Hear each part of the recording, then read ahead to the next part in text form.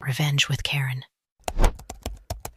I knew the company was heading for digital cliff the moment Gavin walked in wearing a vest that cost more than my first car and smelling like sandalwood and unearned confidence. He didn't look at the server racks. He looked at the reflection of his own teeth in the glass partition. To a man like Gavin, infrastructure wasn't a foundation. It was just plumbing, unsexy, invisible, and annoying when it cost money. I was standing by the cooling units, hum of the fans drowning out his introductory speech about disruptive synergy to the marketing team, but I could feel the shift in the air pressure. It wasn't the weather. It was the sudden drop in IQ in the executive wing. I'm Susan. For 8 years, I've been the senior backend oversight lead for a SAW company that handles data sensitive enough to make a frantic lawyer sweat through a wool suit.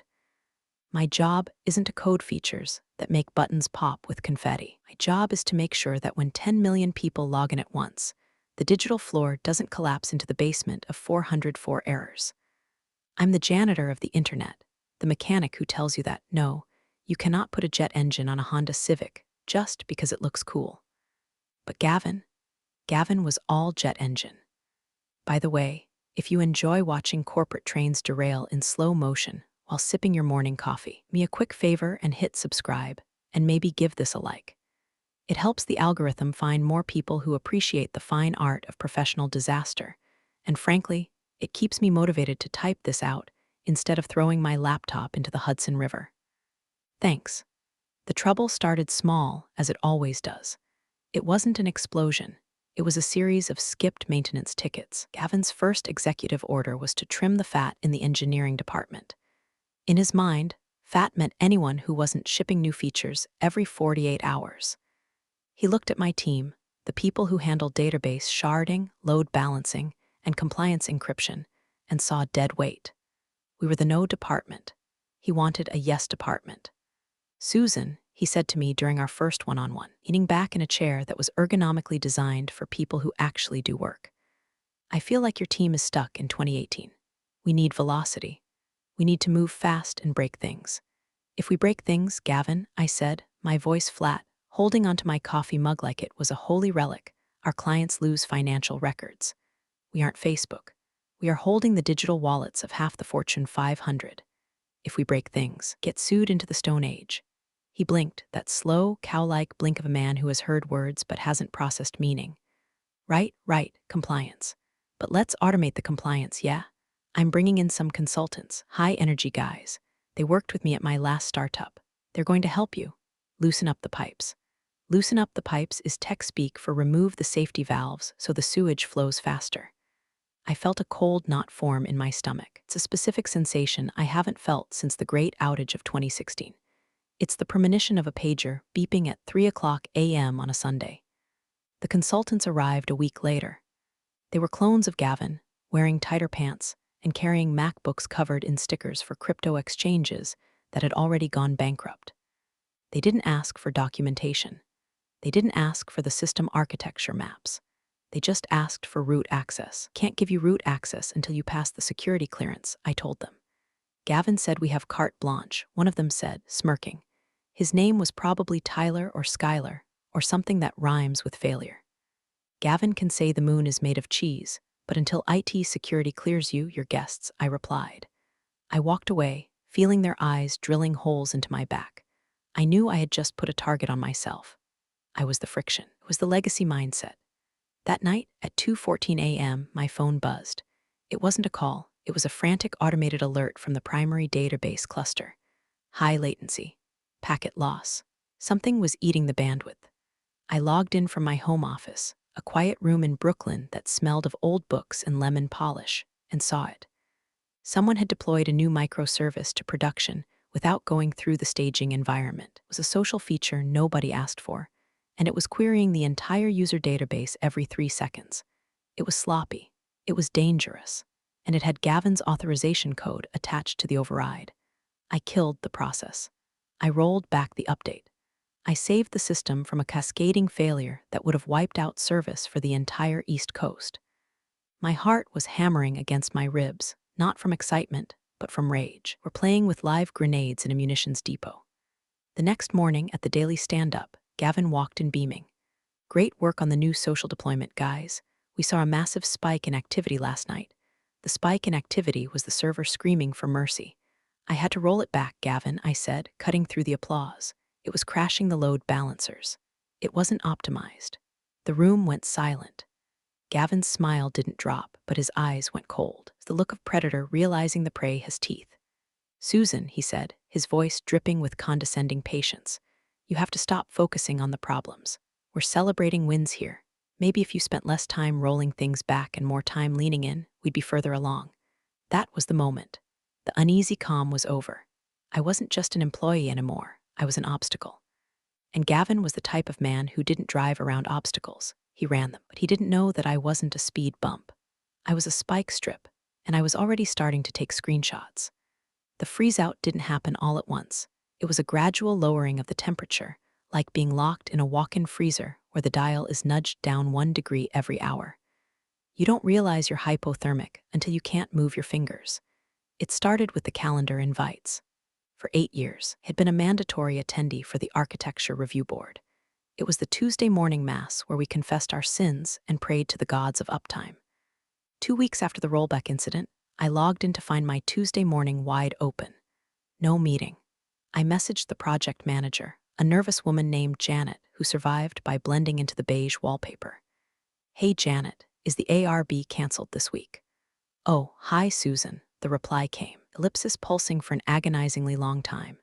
No, Gavin restructured the meeting. It's called the Innovation Sprint now. He said it's for ideation leads only.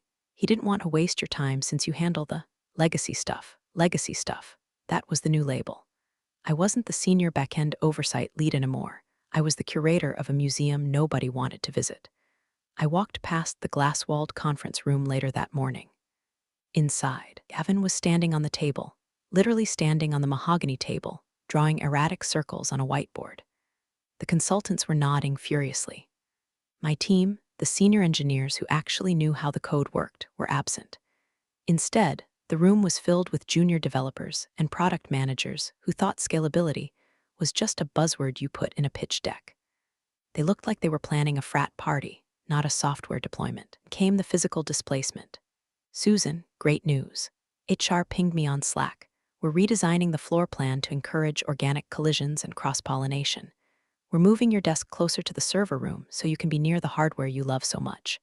Translation: we are moving you to the back corner, next to the noisy AC intake and the bathroom, where nobody will see you.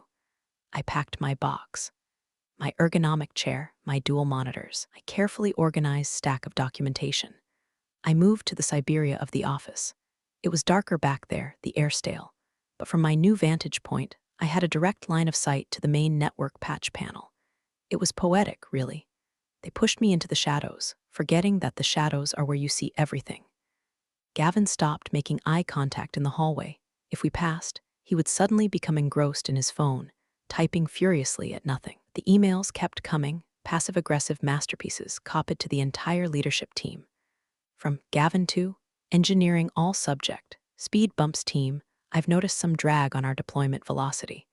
We seem to be getting hung up on risk assessment protocols that are outdated. We need to trust our talent. I'm authorizing a new streamlined approval process. Let's not let the naysayers hold us back. He didn't name me. Everyone knew who the naysayer was. He was isolating me, painting me as the bitter old guard who hated progress. He was turning the company culture against competence. I sat in my dark corner and watched the metrics. The new streamlined process meant they were skipping code reviews. Error rates were creeping up. 0.5% increase in failed logins, 1.2% increase in database timeouts. Small numbers to a CEO, but to me, were cracks in the dam. I started eating lunch alone at my desk. Before, I would join the other leads, but now, sitting with me was a political liability. I saw people I had mentored, people I had hired, look away when I entered the break room. I didn't blame them. Mortgage payments don't care about loyalty, but the isolation gave me something valuable: time and focus. Since they weren't inviting me to meetings, didn't have to listen to Gavin blather on about AI-driven synergies. I had 8 hours a day to dig. I started auditing the third-party integrations Gavin's pet consultants were pushing through. One afternoon, I found a bill, a monthly invoice for a cloud optimization tool that cost $40,000 a month. I'd never heard of it. I dug into the vendor details. The company had been formed 3 months ago. The registered address was a P.O. box in Delaware. CEO of this vendor? A guy named Chadwick who just happened to be in a lot of Gavin's college fraternity photos on Facebook. I printed the invoice. I didn't run to HR. HR works for the company, and right now the company was Gavin. I folded the paper and put it in my bag. Susan, I looked up. It was Jason, a junior dev, barely 22. He looked pale. He was holding a laptop like it was a ticking bomb. I think I messed up, he whispered, glancing around to see if anyone was watching him talk to the pariah. Gavin told me to push the new payment gateway API. He said we didn't need to run the regression tests because it was low risk. But, Susan, the transaction logs are looking weird. I motioned for him to pull up a chair. Show me. He opened his screen. I scanned the raw logs. My blood ran cold. The new gateway was dropping encryption headers on 5% of transactions. Wasn't just a bug, it was a massive security leak. Credit card numbers were passing through in plain text for split seconds. Fix it, I said quietly. Roll it back, now. But Gavin said, I don't care what Gavin said. If this leaks, we go to prison. Do you look good in orange, Jason? He shook his head, terrified. Roll it back. I'll take the heat. He did. The error log stopped. The system stabilized. 10 minutes later, Gavin stormed out of his office, his face red. He marched straight to my corner, the consultants trailing behind him like hyenas. Did you authorize a rollback on the payment gateway? He demanded, loud enough for the whole floor to hear. Yes, I said, not standing up. I kept typing. That was a strategic deployment. You are undermining my authority. That deployment was leaking credit card data, Gavin, I said, turning to face him. I saved us from a class action lawsuit. He sneered. You're paranoid. It was a glitch. You're reacting to ghosts because you're scared of the future. He leaned in close, smelling of mints and aggression. You're on thin ice, Susan, very thin. Next time you touch my deployments, you won't just be moved to the corner. You'll be moved to the street. He spun around and walked away. The office was dead silent. I turned back to my monitor. My hands weren't shaking. I opened a terminal window. kdire/home/Susan/hidden logs, chmod 700/home/Susan/hidden logs if he wanted a war. He was going to get one. But he wouldn't see the soldiers. My soldiers were lines of code, and they were already marching. The air in the office had changed from anxious to toxic. It felt like walking through a mist of electrified nervous sweat. The rollback incident hadn't just angered Gavin, it had embarrassed him. Men like Gavin treat embarrassment like a mortal wound that can only be healed by the destruction of the witness. I knew a setup was coming. You work in corporate America long enough, you learn the rhythm of the hit job. It's never a direct firing. That costs money in severance and unemployment hearings. No, they want you to quit, or they want cause. They need a catastrophe they can pin on your chest like a scarlet letter. It arrived on a Thursday. Thursday is the coward's day for disasters. It gives them Friday to spin the narrative and the weekend to let the outrage die down. Gavin called an emergency product sync. I wasn't invited, naturally, but the walls in our office were glass, and sound travels through AC ducts if you know where to listen. They were launching the AI customer assistant at 2:00 p.m. I knew the code for this assistant, had reviewed the early pull requests before my access was throttled. It was a hastily cobbled-together wrapper around a generic language model, with zero safeguards for database query limits.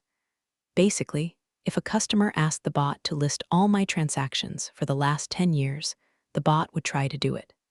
Instantly, for every customer. I checked the server load. It was already running at 75% capacity because of the unoptimized social features from last month.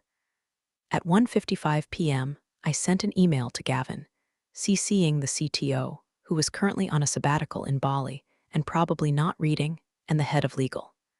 Subject, urgent warning AI deployment Gavin, based on previous load tests. Current infrastructure cannot handle the projected query volume of the AI assistant without caching. We risk a total backend lockup. I strongly recommend delaying until we scale the read replicas. I hit send. It was my paper shield. At 2:00 p.m., Gavin pressed the button.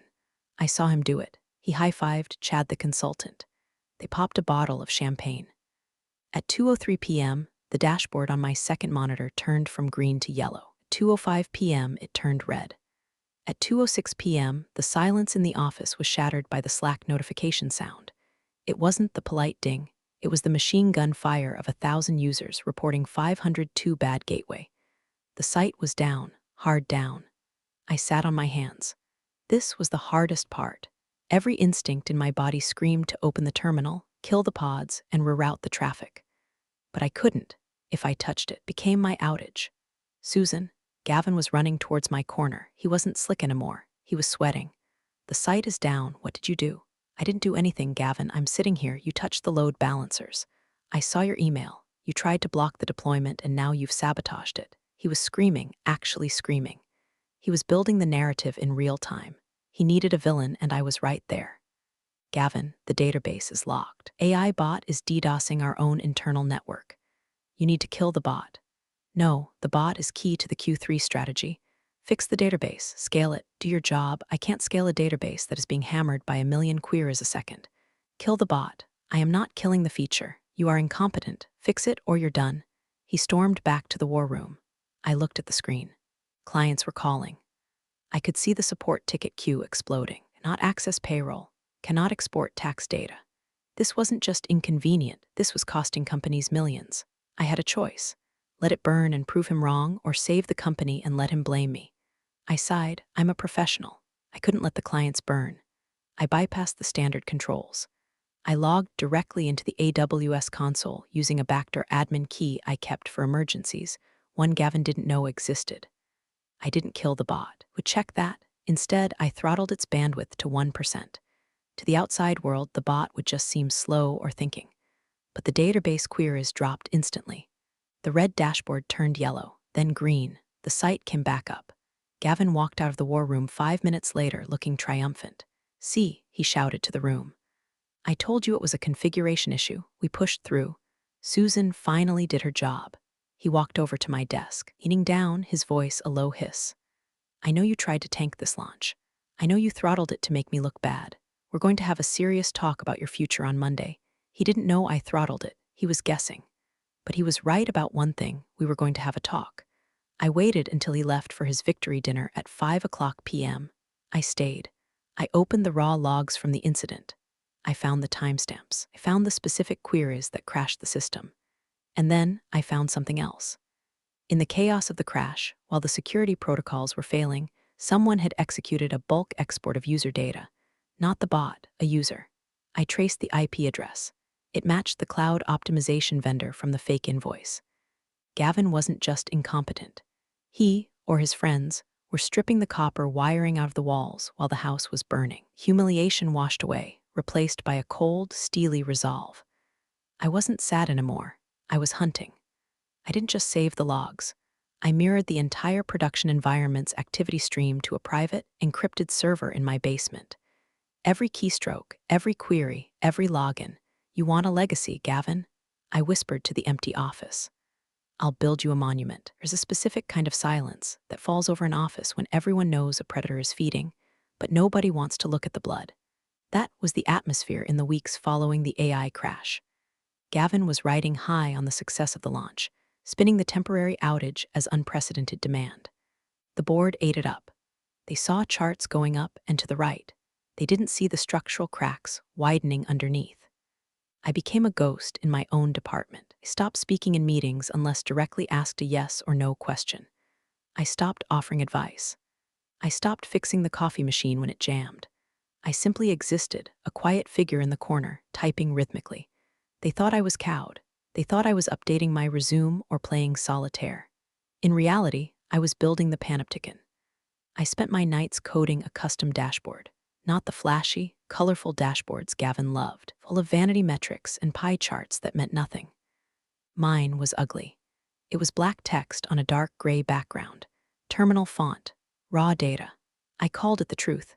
I aggregated everything. I pulled the Git commit logs to show that Gavin's consultants were pushing code with 0 peer reviews.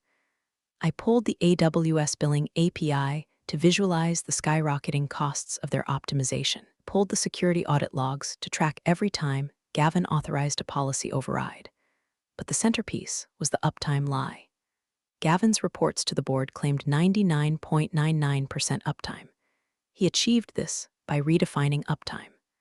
If the login page loaded, he counted it as up, even if the backend database was on fire and no one could actually do anything. My dashboard pinged the actual services every 10 seconds, calculated the real uptime. Real uptime, 84.2%. For an enterprise SaaS company, 84% isn't bad. It's a breach of contract. It's refund territory. It's death.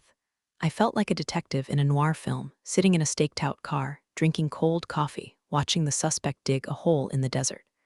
One Tuesday, I caught a break. Gavin was presenting to the board of directors via Zoom. He was in the main conference room, was at my desk, listening in through the open door. He liked to hear his own voice echo. As you can see, Gavin boomed, our transition to the new architecture is seamless. We've reduced headcount costs in the legacy maintenance sector, that was me, and reallocated budget to AI growth. I accessed the internal network traffic. I saw the connection to the board's secure portal. It was a standard read-only interface where board members could see high-level stats. I had an idea, dangerous, career-ending idea. I couldn't just tell them, they wouldn't believe me. I was the disgruntled employee, Gavin was the golden boy, they needed to see it. I wrote a script, a simple packet injection script. I found the endpoint that fed the board's dashboard. I didn't hack the board, I hacked our feed to them. I created a shadow channel. I didn't activate it yet. That was for the end game. I just installed the plumbing. A tiny, dormant line of code that, triggered, would swap Gavin's fake charts with my truth dashboard. I tested it locally. It worked perfectly. One keystroke and the illusion would shatter. Susan, I jumped. It was Linda from HR. She didn't look happy. She was holding a clipboard. Can we have a quick chat? I locked my screen instantly. Sure, Linda. We walked to a small, windowless room. Linda didn't sit down. We've had some reports, she said, not meeting my eyes, about your attitude, negativity, resistance to change. Gavin feels like you aren't aligning with the new vision. I saved the database from collapsing last Thursday, Linda. Is keeping the company alive not aligned with the vision? See that, she pointed her pen at me. That tone, it's combative. We're putting you on a performance improvement plan. A PIP, the corporate kiss of death. It's the formal paperwork they need to fire you without getting sued. It's a list of impossible goals designed to be failed. See, I said. I felt calm. Strangely calm. What are the goals? You need to improve your collaborative score by 50%. You need to fully document the legacy system for the new team. And you need to sign off on the full handover of administrative root access to the consultancy group by Friday. There it was. The kill shot. They wanted the keys to the kingdom, and they wanted me to dig my own grave before they pushed me in. If I sign this, I asked, does it guarantee my employment? It's a step in the right direction, Linda said, smiling that fake, thin-lipped HR smile. I'll sign it, I said. Linda looked surprised. She expected a fight. She expected tears. I signed the paper. I'll have the documentation ready. I walked back to my desk. They thought they had cornered a rat.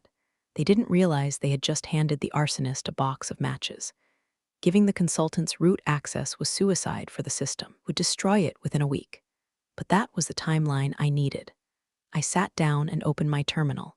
I updated the truth dashboard. I added a new widget, countdown to critical failure.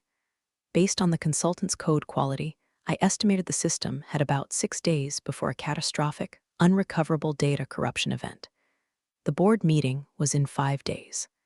I had to keep the patient alive just long enough to die on stage. The moment I signed the PIP, the countdown clock in my head started ticking in sync with the one on my secret dashboard. But Gavin, emboldened by my apparent surrender, decided to speed things up. He didn't just want me managed, he wanted me neutered. Wednesday morning, 2 days before the big board meeting, I tried to log into the primary oversight console. Access denied. I tried my backup admin credentials. Access denied.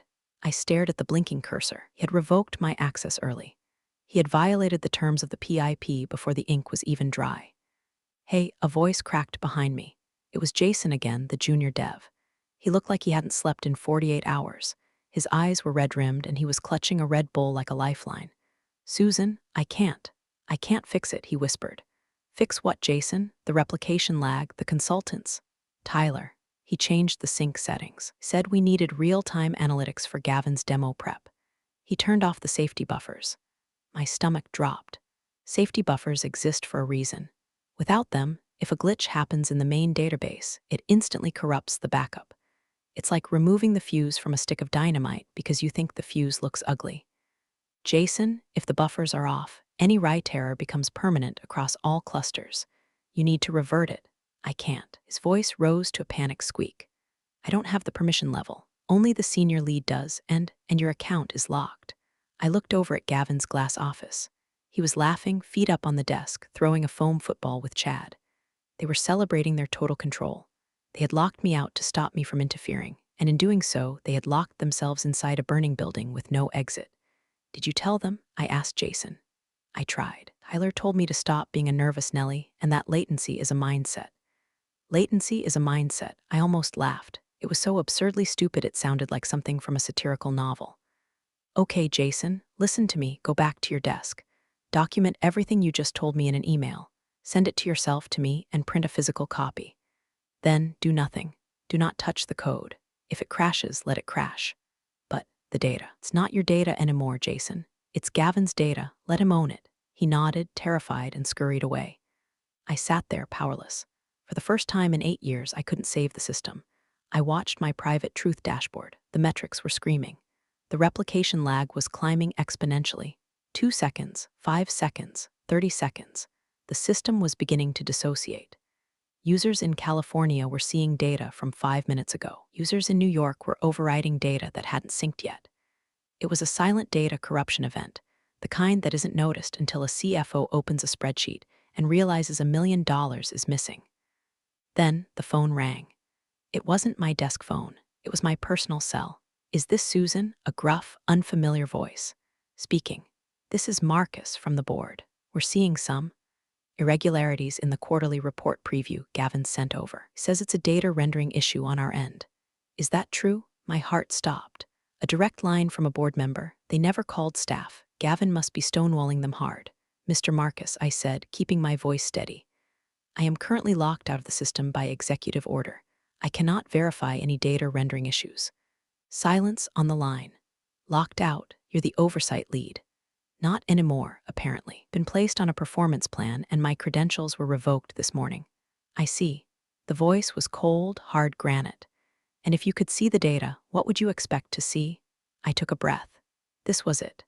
I could lie, be a good soldier, and maybe keep my severance. Or I could light the fuse. I would expect to see a replication lag of over 45 seconds, leading to severe data corruption in the financial tables. Would also expect to see that the rendering issue is actually the database choking on unauthorized third-party scrapers. Another silence. Longer this time. Be at the office tomorrow, Susan, for the all-hands meeting. I wasn't invited, sir. You are now. The line went dead. I put the phone down. My hands were shaking, just a little, not from fear, from adrenaline. I looked at my screen. I had one access point left. They had revoked my system admin rights. They had forgotten about the town hall broadcast system. It was an old internal tool used to stream meetings to remote employees. I had built it 5 years ago. I still had the master key for the AV setup. Gavin was planning to fire me live, or at least humiliate me, at the all-hands. He wanted a show. I was going to give him one. I spent the rest of the afternoon prepping the script. I wasn't just going to redirect the board's dashboard anymore. I was going to redirect the entire presentation. I packed my bag at 5:00 p.m. exactly. As I walked out, Gavin caught my eye. He smirked and made a cutthroat gesture, then laughed. I smiled back, a genuine, warm smile. He looked confused. He stopped laughing. He should have been terrified. The night before the all-hands meeting, I didn't sleep. I sat in my apartment, the glow of my monitors illuminating the room like a cockpit. I was running simulations. If I did this, there was no going back. This wasn't just whistleblowing. This was a corporate coup d'etat staged with code. I checked the script one last time. It was elegant in its simplicity. Gavin's presentation ran on a web-based slide deck platform. The company used a localized caching server to ensure smooth playback during the livestream. My script, which I had embedded in the AV systems maintenance cron jobs years ago, a habit of over-engineering that finally paid off, would detect when the Q3 financial slide was triggered. Instead of loading slide 14 revenue growth JPG, it would force the projector and the live stream to pull a live feed from my truth dashboard. It was a digital sleight of hand. I arrived at the office at 8:00 a.m. The atmosphere was electric. but in the wrong way. The air before a tornado touches down. Innovation consultants were high-fiving, wearing matching branded hoodies that said disrupt. My team, the legacy engineers, looked like they were attending a funeral. Gavin had ordered a catered breakfast. Bagels, lox, the works. It was the Last Supper vibe. He stood near the coffee station, holding court. Big day, everyone, he announced, his voice booming. Today we turn the page. We shed the dead weight and blast off. Looked directly at me when he said dead weight. I poured myself a black coffee. I didn't take a bagel. I went to my desk in the corner. I opened the AV control panel on my hidden terminal window. Status, online, trigger, armed. At 9:50 a.m., the entire company gathered in the main atrium. The remote employees, hundreds of them, were logged into the stream.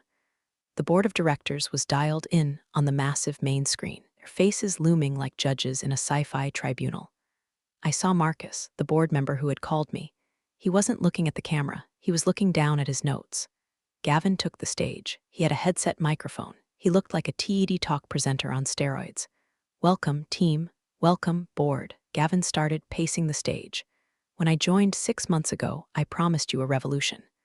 I promised to trim the fat, to modernize, clear out the cobwebs of the past. He clicked the clicker. The screen behind him flashed a picture of a rocket ship, and we have done it, despite the resistance. He paused for dramatic effect. Despite the sabotage from those who fear change, we have achieved record efficiency. He was monologuing. He was loving it. I sat in the back row of chairs, my laptop open on my knees. I looked harmless, just taking notes. But before we get to the numbers, Gavin said, voice dropping to a somber, serious tone, we need to address accountability. We have had some technical issues recently. Outages, slowdowns, and we have identified the root cause. He clicked the next slide. It was a photo of my team's organizational chart. My name was circled in red. The legacy oversight team, Gavin said, pointing at the screen. Refusal to adapt. Stubborn adherence to outdated protocols. Today, I am announcing a restructuring. Effective immediately. Oversight department is being dissolved and replaced by our strategic partners at CloudOps. Gasps in the room. He was firing the entire department live on stage. My heart hammered, but my hand was steady. And now, Gavin smiled, the shark sensing blood in the water. Let's look at the results of our new strategy. The numbers don't lie. He raised the clicker. I present to you the Q3 metrics. He clicked. I hit enter. Gavin expected to see a bar graph showing a 20% reduction in server costs and a 99.9% uptime metric. That is not what appeared on the 20-foot screen behind him. Instead, the screen turned a stark, terminal black.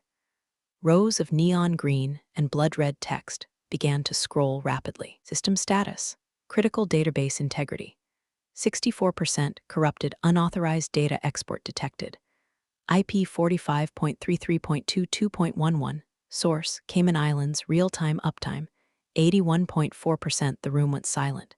Not the polite silence of a presentation, but the vacuum silence of a car crash. Gavin turned around. He froze. He clicked the clicker frantically. Nothing happened. The data kept scrolling. Alert billing gateway encryption disabled by user. Gavin admin alert. 14,000 failed transactions in last hour alert. Shadow invoice detected vendor cloud opt $40,000/mono deliverables. What is this? Gavin stammered. His confident baritone cracked into a falsetto. Cut the feed. Cut the screen. He waved at the AV booth. The AV tech, a kid named Mike, who I had once helped fix a corrupted hard drive for, looked at the screen, then looked at me. I gave him a tiny, imperceptible nod. Mike took his hands off the console. He did nothing. This is a hack, Gavin screamed, turning back to the audience, sweat instantly beading on his forehead. We are being hacked. This is the sabotage I warned you about. Susan, he pointed at me in the back row. She's doing this. She's attacking the company. I stood up. I didn't shout.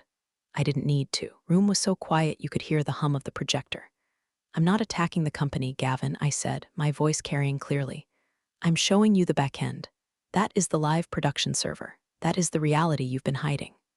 On the screen, the board of directors was watching. Marcus leaned into his camera. Gavin, Marcus's voice boomed from the speakers, distorted but commanding. Is that accurate? Are we seeing the live logs? No, it's fabricated. It's a simulation she built to discredit me. Gavin yelled, panic setting in. He looked at Chad and the consultants. They were already backing away towards the exit, looking at their phones. I tapped a key on my laptop. The screen changed. It showed the chat logs. Gavin's private Slack messages with Chad. Gavin, just override the safety checks. We need the speed for the demo. If it breaks, we blame Susan. Chad, what about the data loss? Gavin, who cares? I'll have cashed out the stock options by then. The gasp from the employees was audible this time. It was a collective intake of breath. Gavin looked at the screen. He looked at the board. He looked at me. He looked like a man who had just realized the parachute he packed was full of silverware. That's out of context, he whispered. It looks pretty clear from here, Marcus said from the screen. Mr. CEO, please step away from the podium. You can't do this. Gavin snapped, trying to regain his alpha composure. I am the CEO. I turned this company around. This is a mutiny. Actually, I said, walking slowly down the aisle toward the stage. It's a bug report, and I'm closing the ticket. I reached the front. I looked Gavin in the eye. He smelled of fear now, the sandalwood completely gone. You wanted to move fast and break things, Gavin, I said quietly. You broke it. Now get out of my way so I can fix it. I plugged my laptop directly into the podium's hardline. The screen flickered. Initiating emergency rollback, restoring backup from cold storage Susan secure, the red text turned yellow. Then, slowly, line by line, it started turning green. The room was frozen, suspended in that surreal space between catastrophe and salvation. The only sound was the clicking of my keyboard as I executed the restore scripts I had prepped days ago. Gavin was still standing there, paralyzed, his mouth opening and closing like a fish on a dock. He couldn't believe his narrative had collapsed so completely. He turned to the screen where the board members were watching. This is illegal, he shouted at the digitized faces. She hacked my private communications. This is corporate espionage. I demand she be arrested.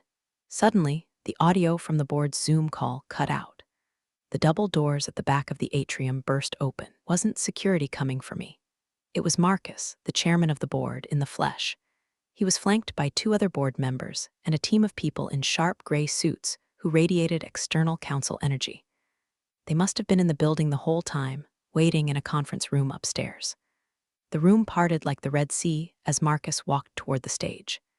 He was an older man, built like a retired linebacker, with a face carved out of granite. Didn't look at Gavin. He looked at the screen behind us, watching the green text propagate. System integrity restoring. Marcus read aloud. 90%. He finally turned to Gavin. Gavin, Marcus said, his voice deceptively calm. You're fired. You have to vote on that, Gavin stammered, his face pale.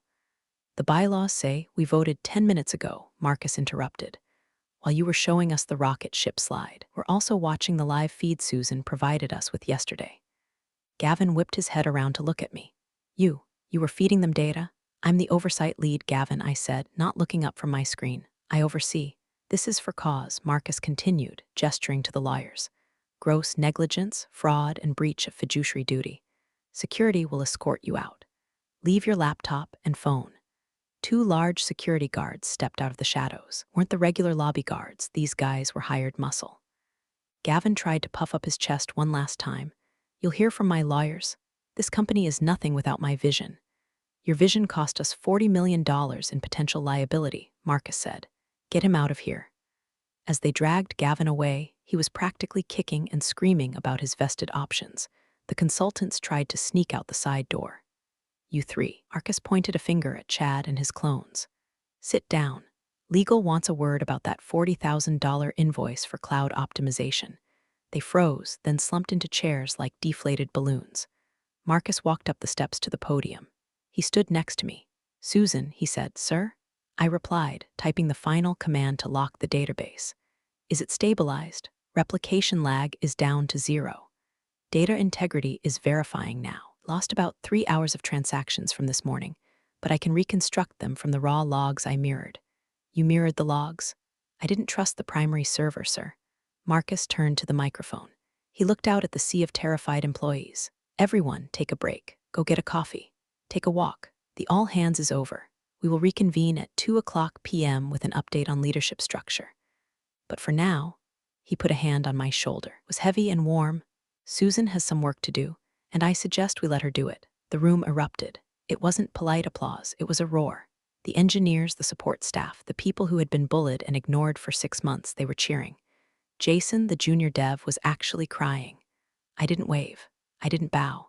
I just felt a massive weight dissolve from my chest. "Thank you, sir," I whispered. "Don't thank me," Marcus murmured, low enough so only I could hear. "You just saved my retirement fund. Now, fix this mess. On it." The next morning, the office felt different. The disrupt posters were gone, taken down by the cleaning crew overnight. The espresso machine was working again. I fixed it myself before I even sat down at my desk. My desk. When I arrived, my old desk in the main pod was back. My ergonomic chair, my dual monitors, everything had been moved out of the dark corner and reinstated in its rightful place. But someone had added something, a vase of flowers and a sticky note, to the firewall. "Thank you, the Eng team." I sat down and took a sip of coffee. Black, it tasted like victory. The company wiki had already been updated. The innovation sprint page was deleted. A new section titled Systems Transparency was up, and my name was listed as Chief Technical Officer Interim. I wasn't sure I wanted the title. Management meant meetings, and I hated meetings.